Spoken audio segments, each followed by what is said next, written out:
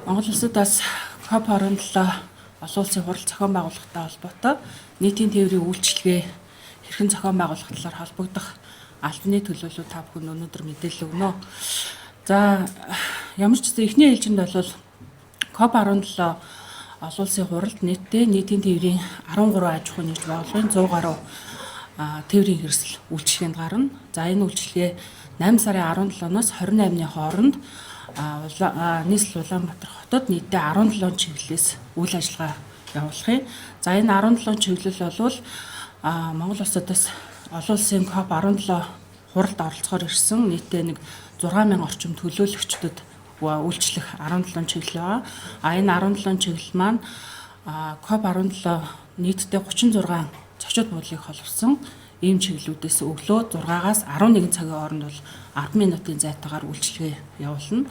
11-аас 16 цагийн хооронд бол цагийн зайтаагаар зочид буудлын болон КОП-ийн үндсэн талбай хүртэл үйлчилгээ зохион байгуулна. 16 цагаас оройн 8:30 хүртэл бол үндсэн талбайгаас зочид буудал хүртэл үйл ажиллагааг явуулах юм аа. За үүнтэй холбогдуулаад нийтийн тээврийн үйлчилгээний одоо яг тогтмол явж байгаа 13 чиглэл байгаа. Энэ дээр 72 автобус бол иргэдэд үйлчилгээ үзүүлнэ. Мөн одоо замын хөдөлгөөний зохион байгуулалттай холбоотой бас дүнжин гаруй наран туул орчмыг бас замыг бас хэсэгчлэн хаах юм хөдөлгөөний зохицуулалт хийгдэнэ. Энэ хөдөлгөөний зохицуулалттай холбоотой дүнжин гаруй наран туул хооронд бол богино 2 гэрэлтийг бол иргэд одоо оролцогчдод бол нэмэлтээр гаргаж өгж байгаа юм үйлчилгээг зохион байгуулна. КОП 17-д нийтдээ олон улсын нэг 6000 орчим төлөөлөгчд бол одоогийн байдлаар бүртгэлтэй байна. Мэдээж энэ бол цаашид нэмэгдэх хандлагатай байгаа. За энэ 6000 төлөөлөгчдийг бол Чингис хаан олон улсын нисэх буудлаас нийтдээ одоо КОП-ийн үндсэн 36 буудлал руу нийтдээ 5 чиглэлээс 60 гаруй автобус бол тусгай захиалгад ийм үйлчилгээг 5 чиглэлээр гаргаж байгаа. За энэ үйлчилгээ маань 8 сарын 14-өөс эхлээд 8 сарын 30-ны өдөр хүртэл бол олон улсын нисэх буудлаас зочид буудал хүртэл ийм 5 чиглэлийн үйлчилгээг цаг тутамд гаргаж байгаа. Мөн дээр нь нэмээд одоо тогтмол явж байгаа 2 чиглэлийг бол төлбөртөөгөр гаргаж байгаа. Энэ нэмэлтээр гаргаж байгаа 5 чиглэл маань бол үн төлбөргүй. Гэхдээ одоо саяны ярьдаг нийтийн тээврийн үйлчилгээч тэр Чингис хаан олон улсын нисэх буудлаас явж байгаа үйлчилгээ маань бол яг энэ КОП 17-д бүртгэгдсэн мандаттай иргэдэд бол үн төлбөргүйгээр үйлчилгээ үзүүлнэ. Тэгэхээр энд суугч байгаа дотоодын болон олон улсын төлөөлөгчд бол заавал бүртгэлийн мандатаа үзүүлж энэ үйлчилгээнүүдийг авах нэ.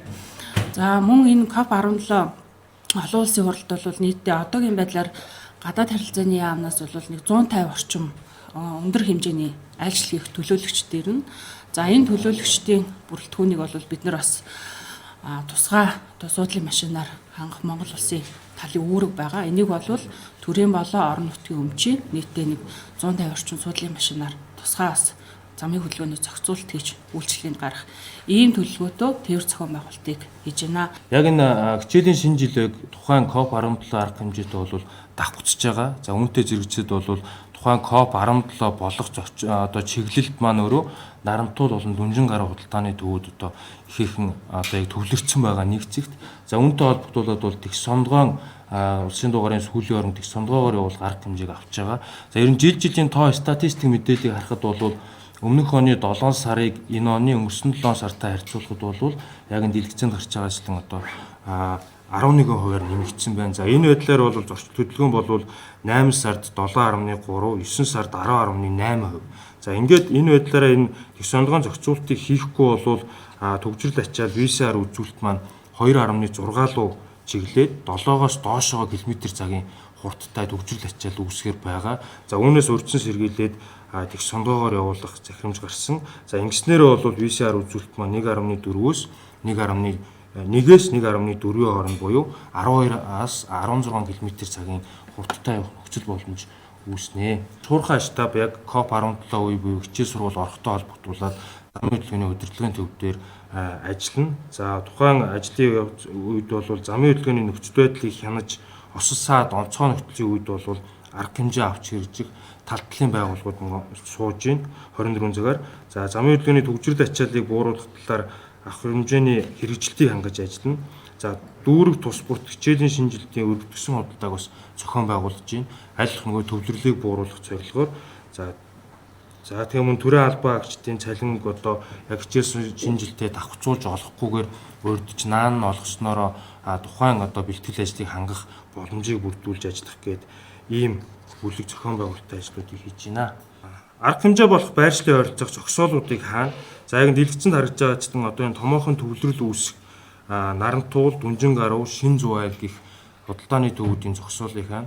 За тухайн зогсоолууд маань бол яг нь хичээлийн шинжилттэй холбогдуулаад бол өөрөө 1500-аас 2000 одоо Дүнжин гаруй 1500 тээврийн эрсдлийн зогсоолтой. За Нарантуул маань 2000 тээврийн эрсдлийн зогсоолтой. Гэтэл тухайн цаг мөчид бол эргэлт нь өөрөө 120,000-аас 150,000, 80,000-аас 120,000 байдаг учраас тухайн эргэлтийг хангах хэмжээний зогсоол байхгүй учраас тухайн одоо арга хэмжээний үеэр бол зогсоолыг хааж байгаа. За та бүхэнд харагдж байгаа ногоо хэсэг бол яг явган зоон буюу педестрашн зооныг бий болгоод аль болох явгноор аюулгүйгээр зорчих байдлаар Нарантуул, Дүнжин гаруйн худалдаа эрхлэгчдийн одоо төлөөллүүд болоод тухайн байгууллагын удирдлагуудтай бид хүн хамтраад уулзалтууд хийж ажиллаж байна. За энэ зохион байгуулалтын хүрээнд ногоон дээр бол ямар нэгэн байдлаар тээврийн хэрэгслийг зорчуулахгүйгээр зогсоол дээр явган зорчигчийг одоо чөлөөтэй аюулгүй зорчуулах нөхцөл байдлыг хангаж ажиллаж байна.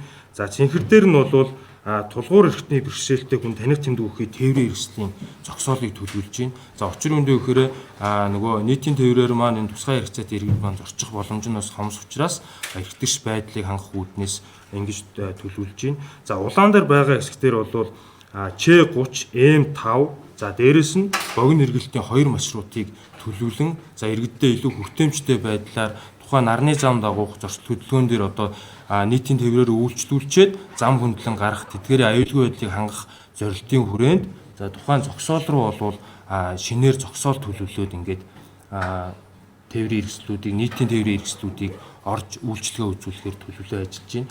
За шар хэсгээр бол яг нөгөө тухайн худалдаа үйлчлэгээ эрхэлж байгаа аж ахуй нэгж байгууллагууд маань нөгөө бараа таттай авалтаа хийдэг. За үүнтэй холбогдуулаад яг энэ иргэдэд маань ойлгомжтой байдлаар шар зогсоол руугаар орохгүйгээр энэ бусад тээврийн хэрэгслүүд буюу шөнийн цагаар энэ нь бол гэхдээ 21 цагаас 7 цагийн хооронд шар зоон руу бол бараа түгээл татаа авалтын тээврийн хэрэгслүүд маань тухайн байршилд орж зогсно. За цэнхэр ногоо хоёр бол байнгын хоосон байхаар ингэж төлөвлөсөн шөнийн цагаар.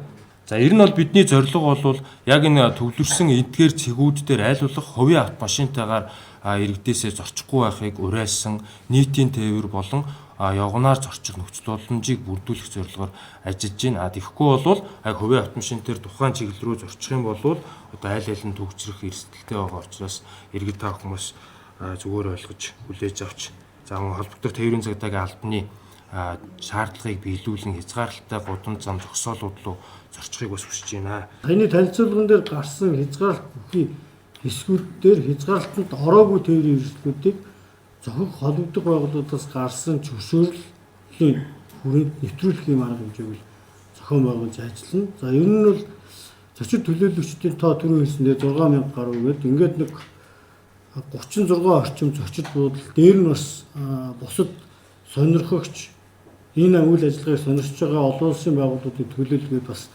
нэлээдгүй олон зочид буудал байна. Энэ хөдөлгөөний чиглэлд буюу замын хөдөлгөөний зохицуулалтын дээр болон нийтийн хэв журам хамгаалалт чиглэл цагдаагийн бие бүрэлдэхүүн бол ер нь бүрэн бүрэлдэхүүнээр ийм ажиллах өөр төлөвлөлтийг хийж байгаа. За сэтгүүлчд маань бас нэг зүйлийг анхаарах бол энэ цэнхэр ногоон гэсэн хоёр бүс байгаа. Цэнхэр бүс бол нэгдсэн үндэсний байгууллагын хамгаалтанд тусгай үйл ажиллагаа явуулах бүс байгаа. За ногоон бүс бол тусдаа бас иргэд олон нийт төлөөллийн байгууллагууд сонирхож очих юм бүсүүд байгаа. За ер нь нийслэл Улаанбаатар хотод өнгөрсөн оноос эхлүүлээд 176 хяналтын цэгт нэг 2000 гаруй хяналтын зөрчил илрүүлэх камеруудыг тавьсан байна. За энэ камеруудын хүрээнд яг одоо энэ зөвшөөрлгүй улсын дугаарлалт хязгаарлалтанд орж байгаа зорчихгүй хязгаарлалтанд орсон тээврээс зорчсон тохиолдолд энэ хяналтын камерын систем нь өөрөө бүртгээд тэгээд хариуцлага тооцох, зөрчлийн үйлчээс хариуцлага тооцох ийм механизм өөрөө захирал системээр үүсгэж явчихна.